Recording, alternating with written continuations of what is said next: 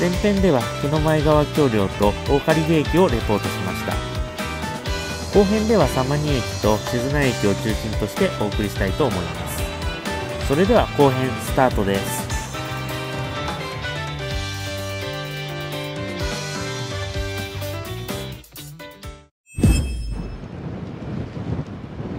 こちらのサマニ駅は JR の直駅ということではなさそうなんですが、委託された方が切符を売っていました。記念の入場券と常備券っていうピンク色の隣の駅までの切符を私買ってみました。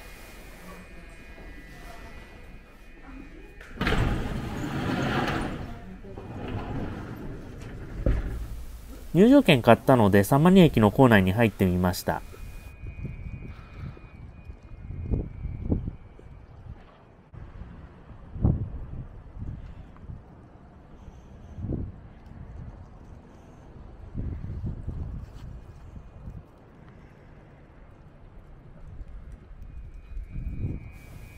だいたい2両分が停車できる長さのプラットフォームを持つ駅ですね。写真で見たんですが、3両編成の特急が走っていた実績があるようなんですが、3両目はどこに止めたんですかね。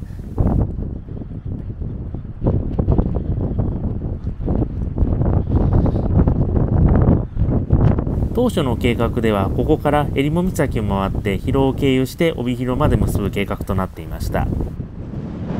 もうすでに帯広側の広尾線は廃止されているので、こういうのはおかしいのかもしれないんですが、ここで本当に夢破れてしまうんだなというちょっと悲しい気持ちになりました。列車の運休からおよそ6年ほど経っているので、この辺りだんだんと自然に帰っているのかなと思って見てたんですけれども、実はもともとこういうところ走ってたみたいなんですね。いやーすごい。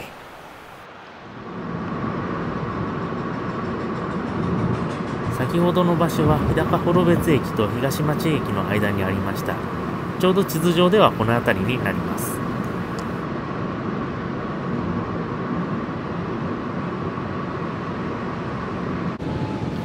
続いて車を止めたのが日高三石駅と大江駅の間です。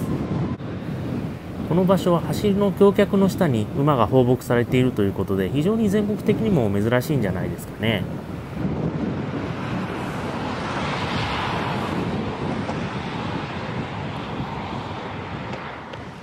で、この橋のたもとの踏切なんですが、もう遮断管が抜かれていて、踏切としての役割を終えているように見えました。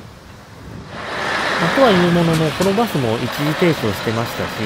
その他の車も一時停止をしてましたから、一応一時停止義務というものはまだ残っているようです。北海道の国道なんですが、札幌のような大きなところを除けば回送路が続きます。そうすると30キロ以上の速度超過って結構簡単にできてしまうんですよね。そうすると赤切符が切られて、前科一般ということになって、さらに免許停止っていうことになってしまうので、非常に注意が必要かと思います。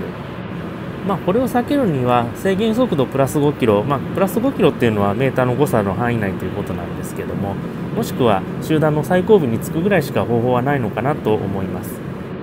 もしレンタカーを借りるということであれば、クルーズコントロール、速度を一定に保つ装置ですね。そちらのものを借りるのがいいかと思います。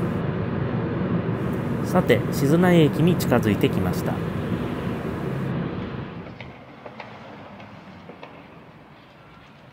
愛知県で白鳥ってなかなか見ることができないんですが、北海道だと野生にいるもんなんですね。あと実際に見てみると結構大きくてびっくりしました。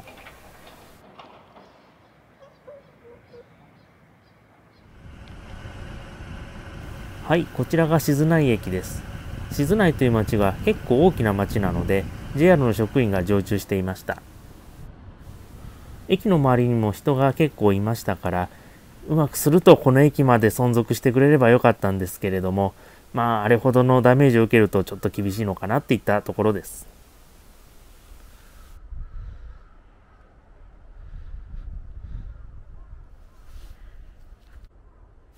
反対側の駅の待合所の屋根も取っ払われてしまって、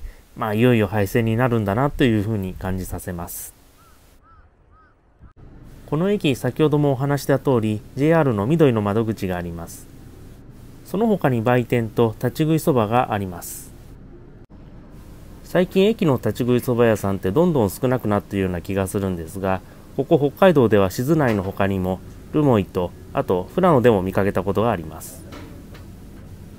昔ってあまり大きな駅でないところにも立ち食いそば屋さんってあったので、ちょっと懐かしく感じました。